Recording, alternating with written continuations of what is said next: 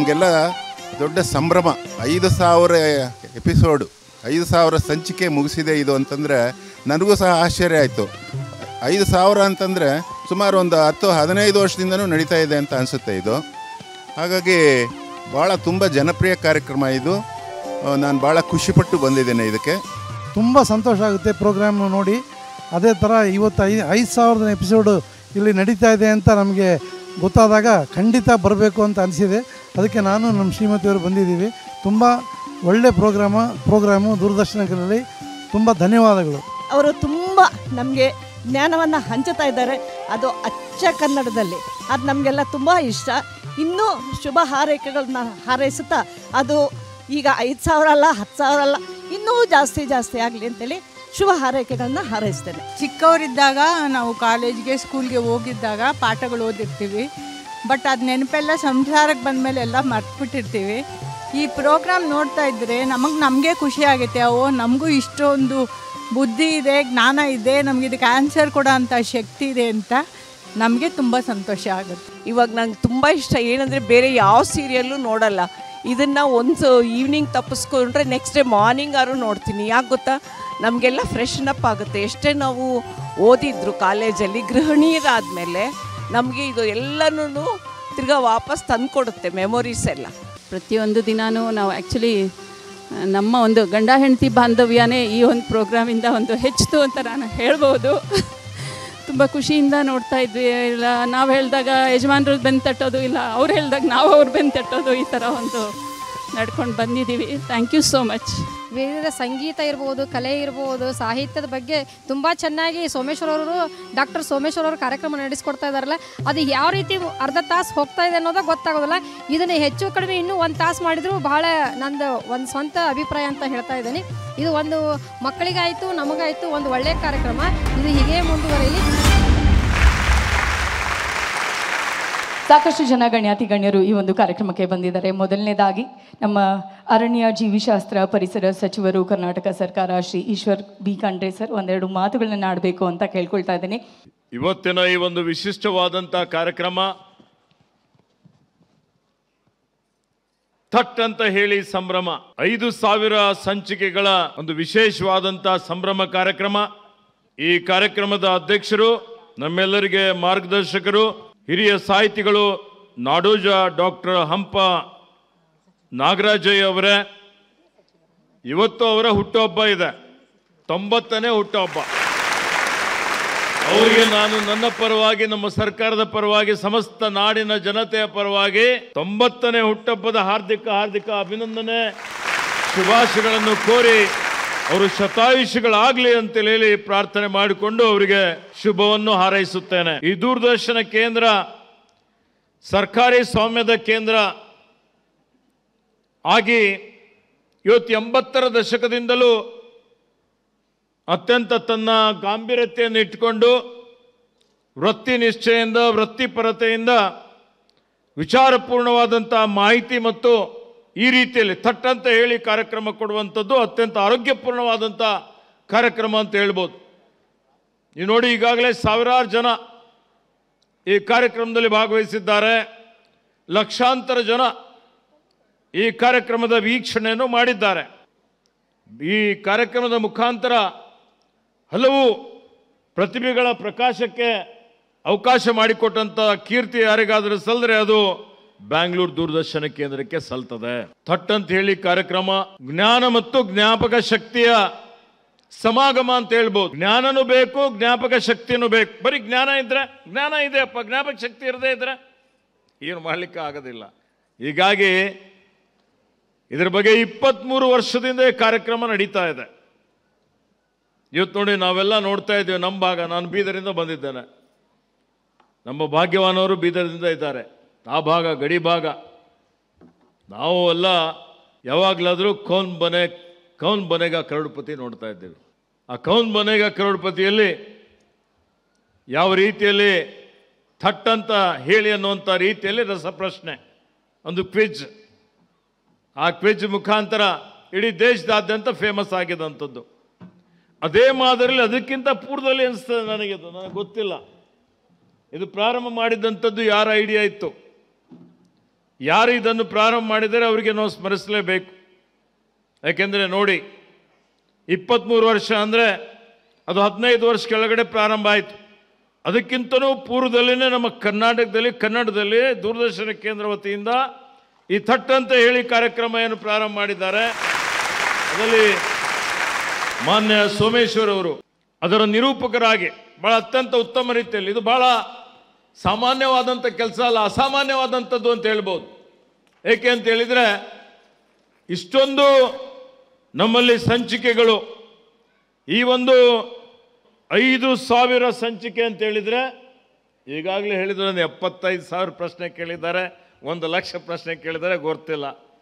ಆ ಪ್ರಶ್ನೆ ಕೇಳಬೇಕು ಅಂದರೆ ನೀವು ಆಲೋಚನೆ ಮಾಡಿ, ಪ್ರಶ್ನೆಗಳನ್ನು ಕಲೆ ಹಾಕಿ ಆ ಪ್ರಶ್ನೆಗಳನ್ನು ಕೇಳುವಂಥದ್ದರ ಮುಖಾಂತರ ಜನರಲ್ಲಿ ಆಸಕ್ತಿ ಮೂಡಿಸಿ ಅವರಿಗೆ ಅಂದರೆ ವೀಕ್ಷಕರಿಗೂ ಸಹಿತ ಮಾಹಿತಿಯನ್ನು ಕೊಡುವಂಥದ್ದು, ಅವರಿಗೆ ಅಧ್ಯಯನ ಮಾಡುವಂಥದ್ದು, ಅವರಿಗೆ ಅದ್ರ ಬಗ್ಗೆ ಅಭಿರುಚಿ ಬೆಳೆಸುವಂಥ ಒಂದು ಕೆಲಸ ಏನಿದೆ ಅಲ್ಲ, ನಿಜವಾಗಿಯೂ ಇದು ಭಾಳ ಪ್ರಶಂಸನೀಯ ಕೆಲಸ ಅವರು ಮಾಡಿದ್ದಾರೆ. ಅದಕ್ಕಾಗಿ ಅವರಿಗೆ ನಾನು ವಿಶಿಷ್ಟವಾಗಿ ಎಲ್ಲರ ಪರವಾಗಿ ಮತ್ತೊಮ್ಮೆ ಹಾರ್ದಿಕ ಅಭಿನಂದನೆ ಸಲ್ಲಿಸ್ತಾ ಇದ್ದೇನೆ. ಇವತ್ತು ಗಿನ್ನಿಸ್ ಬುಕ್ ಆಫ್ ವರ್ಲ್ಡ್ ರೆಕಾರ್ಡ್ಸಲ್ಲಿ 5,000 ಸಂಚಿಕೆ ಏನಿದೆ ಅದರಲ್ಲಿ ನಮೂದಾಗ್ತಾ ಇದೆ, ಅದರಲ್ಲಿ ಸೇರ್ಪಡೆ ಆಗ್ತಾ ಇದೆ. ಹೀಗಾಗಿ ಗಿನ್ನಿಸ್ ಬುಕ್ ಆಫ್ ವರ್ಲ್ಡ್ ವಿಶ್ವ ದಾಖಲೆ ಪುಸ್ತಕದಲ್ಲಿ ಸ್ಥಾನ ಪಡ್ತಾ ಇರತಕ್ಕಂಥದ್ದು ಅತ್ಯಂತ ಹೆಮ್ಮೆಯ ಸಂಗತಿಯಾಗಿದೆ. ಇಂಥ ಒಂದು ಅಮೂಲ್ಯ ಕ್ಷಣಕ್ಕೆ ಇವತ್ತು ನಾನು ಸಾಕ್ಷಿ ಆಗಿದ್ದೇನೆ ಅಂತೇಳಿ ನನಗೂ ಭಾಳ ಖುಷಿ ಆಗ್ತಾ ಇದೆ, ಭಾಳ ಹೆಮ್ಮೆ ಆಗ್ತಾ ಇದೆ ಅನ್ನುವಂಥ ಮಾತನ್ನು ಹೇಳಿಕೆ ಬಯಸ್ತಾ ಇದ್ದೇನೆ. ಬನ್ನೇರುಘಟ್ಟ ರಾಷ್ಟ್ರೀಯ ಉದ್ಯಾನವನದಲ್ಲಿ 4 ಕಂತುಗಳನ್ನು ಮಾಡಿದ್ದಾರೆ. ನನ್ನ ಹತ್ರ ಮೊದಲು ಬಂದಾಗ ಅರಣ್ಯ ಕಾಯ್ದೆಗಳು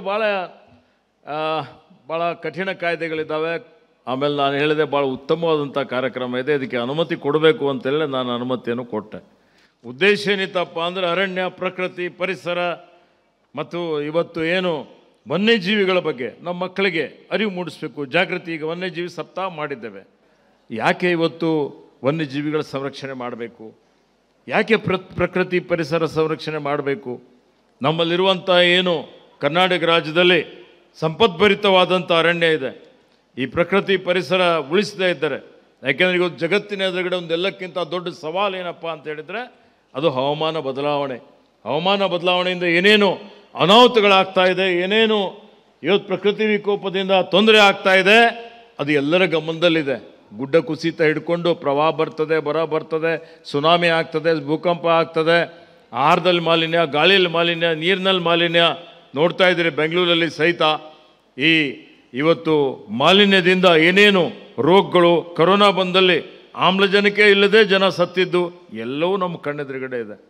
ಹೀಗಾಗಿ ಭವಿಷ್ಯತ್ತಿಗಾಗಿ, ಮುಂದಿನ ಪ್ರಜೆಗಳಿಗಾಗಿ ಇವತ್ತು ನಾವು ಅರಣ್ಯ, ಪರಿಸರ, ಪ್ರಕೃತಿ ಸಂರಕ್ಷಣೆ ಮಾಡಿ ವನ್ಯಜೀವಿಗಳು ಏನು ಪ್ರಕೃತಿ ಪರಿಸರ ಸಮತೋಲನವನ್ನು ಕಾಪಾಡ್ತವೆ ಅದರ ಬಗ್ಗೆನೂ ಅವೆಲ್ಲ ಪ್ರಭೇದಗಳ ಬಗ್ಗೆ ನಮ್ಮ ಎಲ್ಲ ಮಕ್ಕಳಿಗೆ ಅದ್ರ ಬಗ್ಗೆ ಗುರುತು ಮಾಡಬೇಕು ಅನ್ನುವಂಥ ರೀತಿಯಲ್ಲಿ ಇವತ್ತು ಅದು ಉಪಯುಕ್ತ ಆಗ್ತದೆ ಅನ್ನುವಂಥ ಒಂದು ಮಾತನ್ನು ನಾನು ಇಲ್ಲಿ ಹೇಳಿಕೆ ಬಯಸ್ತಾ ಇದ್ದೇನೆ. ಇವತ್ತು ದೂರದರ್ಶನ ಕೇಂದ್ರದ ಮತ್ತು ಈ ಒಂದು ಎಪಿಸೋಡ್ನ ಎಲ್ಲ ನಿರ್ದೇಶಕರಿಗೆ, ನಿರ್ಮಾಪಕರಿಗೆ, ತಂತ್ರಜ್ಞರಿಗೆ, ವೀಕ್ಷಕರಿಗೆ, ಆಯೋಜನೆ ಮಾಡಿದಂಥವ್ರು ಎಲ್ಲರಿಗೂ ಮತ್ತೊಮ್ಮೆ ನನ್ನ ಪರವಾಗಿ, ನಮ್ಮ ಸರ್ಕಾರದ ಪರವಾಗಿ ಹಾರ್ದಿಕ ಅಭಿನಂದನೆ ಹೇಳಿ 2 ಮಾತುಗಳನ್ನು ಮುಗಿಸ್ತಾನೆ. ಜೈ ಹಿಂದ್, ಜೈ ಕರ್ನಾಟಕ. ಶ್ರೀ ಈಶ್ವರ್ ಬಿ ಖಂಡ್ರೆ ಸರ್, ಧನ್ಯವಾದಗಳು. ಬಹುಶಃ ತಮ್ಮಂಥ ಸಜ್ಜನರ ಪ್ರೋತ್ಸಾಹದಿಂದ ಈ ಒಂದು ಕಾರ್ಯಕ್ರಮ ಇಷ್ಟು ಯಶಸ್ವಿ ಆಗೋದಕ್ಕೆ ಸಾಧ್ಯ ಆಗುತ್ತೆ ಅಂತ ಅಂದ್ಕೊಳ್ತೀನಿ.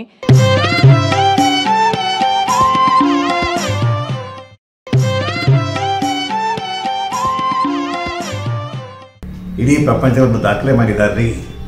ಮುಖ್ಯವಾದಂತಂದರೆ ಪುಸ್ತಕ ಪ್ರೀತಿಯನ್ನು ಅವರು ಹಂಚ್ತಾ ಇದ್ದಾರೆ.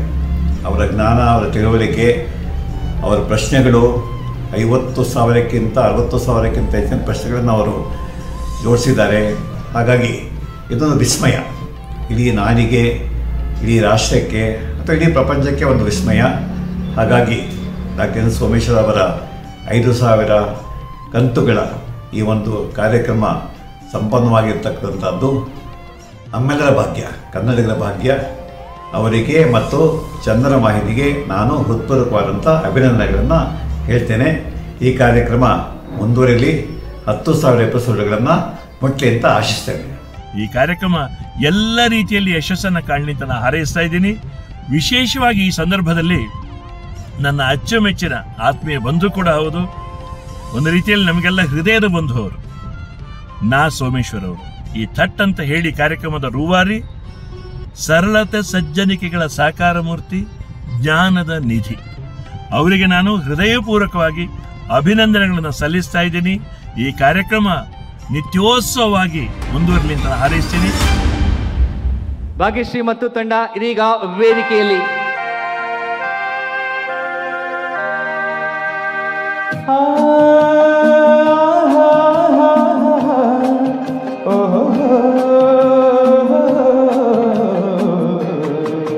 ನಾವಾಡುವ ನುಡಿ ಕನ್ನಡ ನುಡಿ, ಚಿನ್ನದ ನುಡಿ, ಸಿರಿಗನ್ನಡ ನುಡಿ. ನಾವಿರುವ ತಾಣವೇ ಗಂಧದ ಗುಡಿ, ಅಂದದ ಗುಡಿ, ಚಂದದ ಗುಡಿ. ನಾವಾಡುವ ನುಡಿ ಕನ್ನಡ ನುಡಿ, ನಾವಿರುವ ತಾಣವೇ ಗಂಧದ ಗುಡಿ, ಅಂದದ ಗುಡಿ, ಗಂಧದ ಗುಡಿ, ಚಂದದ ಗುಡಿ, ಶ್ರೀಗಂಧದ ಗುಡಿ.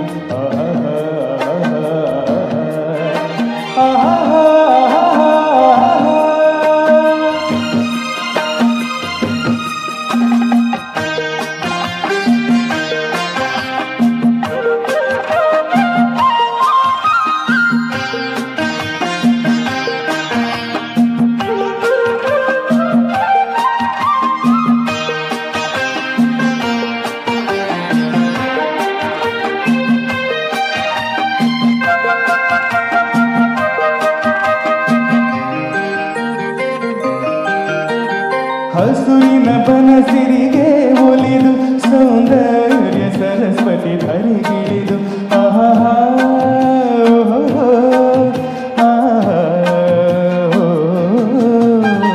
ಹರಿಯುವ ನದಿಯಲ್ಲಿ ಜಾಡಿ ಹೂಬನದಲ್ಲಿ ನಲಿಯುತ್ತ ಓಲಾಡಿ ಚೆಲುವಿನ ಬಲೆಯ ಬೀಸಿದಳು, ಈ ಗಂಧದ ಗುಡಿಯಲ್ಲಿ ನೆಲೆಸಿದಳು. ಇದು ಯಾರ ತಪಸ್ಸಿನ ಫಲವು, ಈ ಗಂಗಳು ಮಾಡಿದ ಪುಣ್ಯವು. ಓಹೋ, ನಾವಾಡುವ ನುಡಿಯೇ ಕನ್ನಡ ನುಡಿ, ನಾವಿರುವ ತಾಣವೇ ಗಂಧದ ಗುಡಿ, ಅಂದದ ಗುಡಿ, ಗಂಧದ ಗುಡಿ, ಚಂದದ ಗುಡಿ, ಶ್ರೀಗಂಧದ ಗುಡಿ.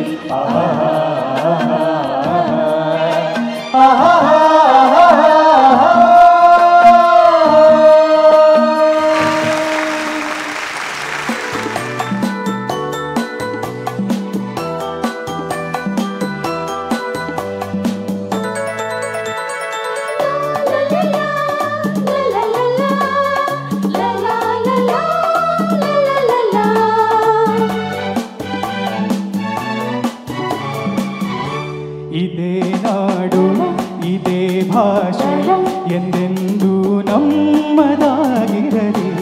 ಎಲ್ಲೇ ಇರಲಿ, ಹೇಗೆ ಇರಲಿ, ಕನ್ನಡವೇ ನಮ್ಮ ಉಸಿರಲ್ಲಿ. ಇದೇ ನಾಡು, ಇದೇ ಭಾಷೆ ಎಂದೆಂದೂ ನಮ್ಮದಾಗಿರಲಿ. ಎಲ್ಲೇ ಇರಲಿ, ಹೇಗೆ ಇರಲಿ, ಕನ್ನಡವೇ ನಮ್ಮ ಉಸಿರಲ್ಲಿ. ಇದೇ ನಾಡು, ಇದೇ ಭಾಷೆ ಎಂದೆಂದೂ ನಮ್ಮದಾಗಿರಲಿ.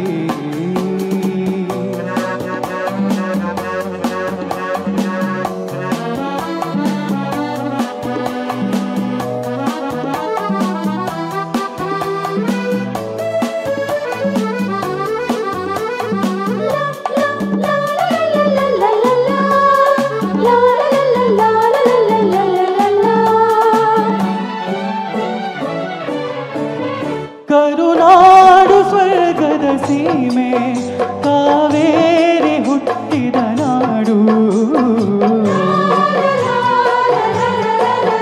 ಕಲ್ಲಲ್ಲಿ ಕಲೆಯನು ಕಂಡ ಬೇಲೂರು ಶಿಲ್ಪದ ಬೀಡು. ಬಸವೇಶ್ವರ ರನ್ನ ಪಂಪರ ಕವಿವಾಣಿಯ ನಾಡು. ಇದೇ ನಾಡು ಇದೇ ಭಾಷೆ ಎಂದೆಂದೂ ನಮ್ಮದಾಗಿರಲಿ.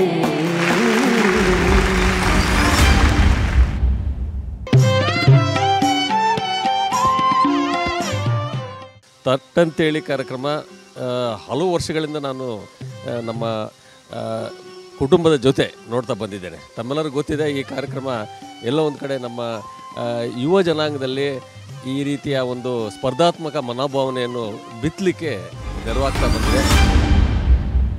ನಾಡು ಕಂಡ ಅಪರೂಪದ ವಿದ್ವಾಂಸರು, ಭಾಷಾ ತಜ್ಞರು, ಸಂಶೋಧಕರು ಆದ ಆಚಾರ್ಯ ನಾಡೋಜ ಪ್ರೊಫೆಸರ್ ಹಂಪ ನಾಗರಾಜಯ್ಯ ಸರ್ ಅವರು ಇಂದಿನ ಕಾರ್ಯಕ್ರಮದ ಘನ ಅಧ್ಯಕ್ಷತೆಯನ್ನು ವಹಿಸಿದ್ದಾರೆ. ಮೊದಲನೇದಾಗಿ ಇದರಲ್ಲಿ ಜೋರಾದ ಚಪ್ಪಾಳೆ. ಅವರು ಈಗಷ್ಟೇ 89 ವಸಂತಗಳನ್ನು ಪೂರೈಸಿ 90ರ ಹರಿಯಕ್ಕೆ ಕಾಲಿಟ್ಟಿದ್ದಾರೆ. ಈ ಯುವಕ ಕಳೆದ ಬಾರಿ ನಮ್ಮ ಹೆಮ್ಮೆಯ ನಾಡಹಬ್ಬ ದಸರಾದ ಉದ್ಘಾಟಕರಾಗಿದ್ದರು. ಹೌದು, 100ಕ್ಕೂ ಹೆಚ್ಚು ಕೃತಿಗಳನ್ನು ರಚಿಸಿ ಪಂಪ ಪ್ರಶಸ್ತಿಯನ್ನು ಒಳಗೊಂಡಂತೆ ಸಾಕಷ್ಟು ಪ್ರಶಸ್ತಿಗಳನ್ನು ಮುಡಿಗೇರಿಸಿಕೊಂಡಿದ್ದಾರೆ. ಜೋರಾದ ಜೋರಾದ ಜೋರಾದ ಚಪ್ಪಾಳೆ ಬರಲಿ ಶ್ರೀಯುತರಾದಂತಹ ನಾಡೋಜ ಡಾಕ್ಟರ್ ಹಂಪ ನಾಗರಾಜಯ್ಯ ಸರ್, ಹಿರಿಯ ಸಾಹಿತಿಗಳಿಗೆ. ದೂರದರ್ಶನ ಕೇಂದ್ರ ಬೆಂಗಳೂರಿನಲ್ಲಿ ಪ್ರಾರಂಭವಾದಂಥ ದಿನದಿಂದ ಮೊದಲುಗೊಂಡು ಇವತ್ತಿನವರೆಗೂ ಅದರ ಇತಿಹಾಸವನ್ನು ಪ್ರತ್ಯಕ್ಷ ಸಾಕ್ಷಿಯಾಗಿ ಕಂಡವನು ನಾನು. ಅದರ ಬೆಳವಣಿಗೆಯನ್ನು ಹಂತ ಹಂತವಾಗಿ ಮೆಟ್ಟಿಲು ಮೆಟ್ಟಿಲಾಗಿ ವಿಕಾಸ ಪಥದಲ್ಲಿ ಅದು ನಡೆದುಕೊಂಡು ಬಂದಂತಹ ದಾರಿಯ ಹೆಜ್ಜೆ ಗುರುತುಗಳನ್ನು ನಾನು ನಿಕಟವಾಗಿ ಬಲ್ಲೆ. ಆಗಲೇ ಆರತಿ ಎನ್ ಆರತಿಯವರು ತಮ್ಮ ಮಾತಿನಲ್ಲಿ ಹೇಳಿದ್ದಾರೆ, ಇದಕ್ಕೊಂದು ಭೂಮಿಕೆಯನ್ನು ನಿರ್ಮಿಸಿ ಇದರ ವೇದಿಕೆಯ ಹಿನ್ನೆಲೆಯನ್ನು ಇತಿಹಾಸವನ್ನು ನಮಗೆ ಪರಿಚಯ ಮಾಡಿಕೊಟ್ಟಿದ್ದಾರೆ. ದೂರದರ್ಶನ ಕೇಂದ್ರ ಹಮ್ಮಿಕೊಂಡಿರ್ತಕ್ಕಂತಹ ಕಾರ್ಯಕ್ರಮಗಳು ಸಾಕಷ್ಟು ಉಂಟು. ಅದನ್ನು ನಾವು ನೀವು ನೋಡಿ ಬಲ್ಲವು. ನಾನಿವತ್ತು ಬಂದಿರೋದು ಕೇವಲ ಒಬ್ಬ ಅತಿಥಿಯಾಗಿ ಅಂತಲ್ಲ, ಇದರ ವೀಕ್ಷಕರ ಪರವಾಗಿ ಮಾತನಾಡೋದಕ್ಕೆ ನನ್ನನ್ನು ಕಳಿಸ್ಕೊಟ್ಟಿದ್ದೀರಾ ಅಂತ. ಆದರೆ ಈ ಕಾರ್ಯಕ್ರಮದ ವೈಶಿಷ್ಟ್ಯ ಏನು ಅಂತಂದರೆ, ಅದು ಎಲ್ಲ ರೀತಿಯ ಜ್ಞಾನ ಶಾಖೆಗಳನ್ನು ತನ್ನ ತೆಕ್ಕೆಗೆ ತೆಗೆದುಕೊಂಡಿರ್ತಕ್ಕಂತಹ ಒಂದು ಕಣಜ, ಮಾಹಿತಿಯ ಕಣಜ ಅದು. It is A treasury which includes ಅಂತ ಎಲ್ಲವನ್ನು ಅಸಿಮ್ಯುಲೇಟ್ ಮಾಡಿಕೊಂಡು ಎಲ್ಲವನ್ನು ತೆಗೆದುವಂತಹ ಸಮಾವೇಶಕ ಗುಣದಿಂದ ಕೂಡಿರ್ತಕ್ಕಂಥದ್ದು. ಸಂಗೀತ ಬೇಕಾ, ಅಲ್ಲಿರುತ್ತೆ ಪ್ರಶ್ನೆಗಳು. ಗಾದೆಗಳು ಬೇಕಾ, ಪ್ರಶ್ನೆಗಳನ್ನು ಕೇಳ್ತಾರೆ, ಚಟ್ ಅಂತ ಉತ್ತರವನ್ನು ಹೇಳಬೇಕಾಗತ್ತೆ. ಸಾಂಸ್ಕೃತಿಕ ಕ್ಷೇತ್ರದ ಭಿನ್ನ ಭಿನ್ನ ಶಾಖೆಗಳು ಯಾವಿವೆ, ಅವುಗಳನ್ನೆಲ್ಲ ಸಂಬಂಧಪಡುವ ಒಂದು ವೈದ್ಯಕೀಯ ವಿಚಾರ ಇರ್ಬೋದು, ಮ್ಯಾಥಮೆಟಿಕ್ಸ್ ಅಂಕಗಣಿತ ನೋಡಿ, ಅಲ್ಲಿ ಸ್ಕ್ವೇರ್ಸ್ ಎಲ್ಲ ಹಾಕಿ ಮೇಲಿಂದ ಓದಾಗ ಈ ಅರ್ಥ ಬರುತ್ತೆ, ಅಡ್ಡಡ್ಡ ಹೋದರೆ ಈ ಅರ್ಥ ಬರುತ್ತೆ. ಯಾವುದು ಹೇಳಿ ಅಂದರೆ ನಮ್ಮ ಮೆದುಳು ತುಕ್ಕು ಹಿಡಿಯುವುದಕ್ಕೆ ಅವಕಾಶ ಕೊಡದೆ ಅದು ಚುರುಕಾಗೋದಕ್ಕೆ, ಶಾರ್ಪನ್ನಾಗೋದಕ್ಕೆ, ನಿಶಿತವಾಗುವುದಕ್ಕೆ ಬೇಕಾದಂಥ ಒಂದು ದೊಡ್ಡ ಥಟ್ಟಂತ ಹೇಳುವ ವಿಭಾಗ ಅದು. ನಾನು ಹೇಳೋದಕ್ಕೆ ಇಷ್ಟಪಡ್ತೇನೆ ಏನಂದರೆ, ಒಂದು ಪುಟ್ಟ ವಿಶ್ವವಿದ್ಯಾನಿಲಯ ಅಂತ ಅದನ್ನು ಕರಿಬೋದು. ವಿಶ್ವವಿದ್ಯಾನಿಲಯ ಎಷ್ಟೊಂದು ಡಿಪಾರ್ಟ್ಮೆಂಟ್ಸ್ ಇರುತ್ತೆ ಅಲ್ಲ, ಆ ಎಲ್ಲ ಡಿಪಾರ್ಟ್ಮೆಂಟ್ಸು ಅಬ್ರಿಡ್ಜ್ಗೊಳಿಸಿ ಮಾತ್ರೆ ರೂಪದಲ್ಲಿ ಕೊಡೋದು ಯಾವುದಾಗುತ್ತೆ ಅಂದರೆ ಅದು ಥಟ್ಟಂತ ಹೇಳಿ.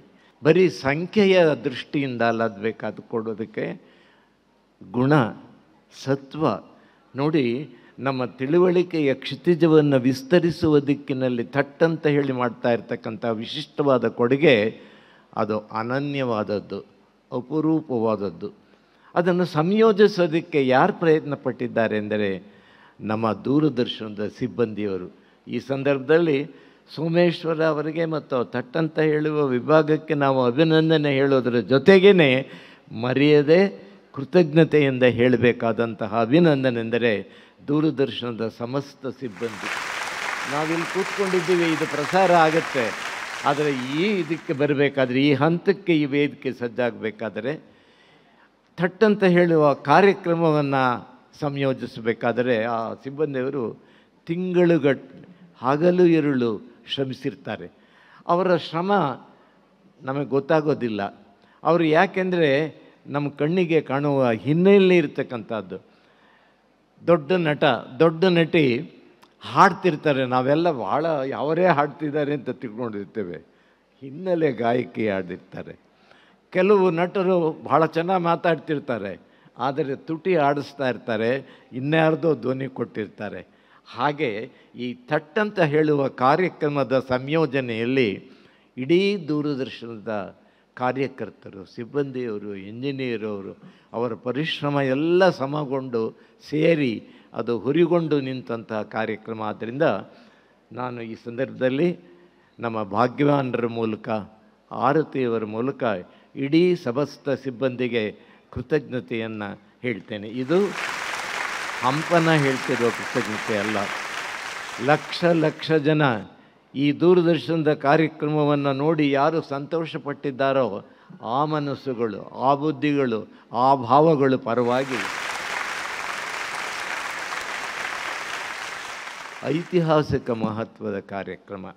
ಚರಿತ್ರೆಯಲ್ಲಿ ಏನೇನೋ ದಾಖಲೆಗಳಿರುತ್ತಲ್ಲ, ಹಾಗೆ ಜ್ಞಾನದ ಚರಿತ್ರೆಯಲ್ಲಿ, ಜ್ಞಾನದ ಕೋಶದಲ್ಲಿ ತನ್ನ ಠಸ್ಸೆಯನ್ನು, ಮೊಹರನ್ನು ಮೂಡಿಸಿದಂತಹ ಆಚಂದ್ರಾರ್ಕ ಸ್ಥಾಯಿಗೆ ನಿಲ್ಲತಕ್ಕಂತಹ ಅವಿಸ್ಮರಣೀಯ ಕಾರ್ಯಕ್ರಮ ಥಟ್ಟಂತ ಹೇಳೋದು. ಈ ವಿಶಿಷ್ಟ ಕಾರ್ಯಕ್ರಮದಲ್ಲಿ ಭಾಗವಹಿಸಿಕೊಂಡು ಜನರ ಪರವಾಗಿ, ಅದನ್ನು ನೋಡಿದಂತಹ ಮನಸ್ಸುಗಳ ಪರವಾಗಿ ಕೃತಜ್ಞತೆ ಹೇಳುವ ಒಂದು ಸಂತೋಷವನ್ನು, ಅವಕಾಶವನ್ನು ನನಗೆ ಕಲ್ಪಿಸಿಕೊಟ್ಟಿದ್ದಕ್ಕಾಗಿ ಕೃತಜ್ಞನಾಗಿದ್ದೇನೆ. ಯುವಜನಾಂಗಕ್ಕೆ ತಿಳುವಳಿಕೆಯ ಬೆಳಕನ್ನು, ದೀಪವನ್ನು ನೀವು ಹಚ್ಚುತ್ತಾನೇ ಇರಲಿ, ಆ ದೀಪ ಬೆಳಗುತ್ತಾನೇ ಇರಲಿ ಅಂತ ಹಾರೈಸಿ ನಾನು ಮಾತನ್ನು ಮುಗಿಸ್ತೇನೆ. ನಮಸ್ಕಾರ.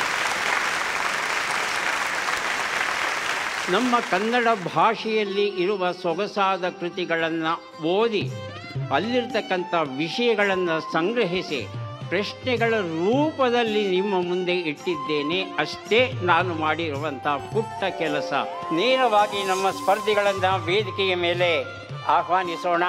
4 ತಂಡಗಳಿಗೆ ಶುಭವನ್ನು ಹಾರೈಸ್ತಾ ಇದ್ದೇವೆ.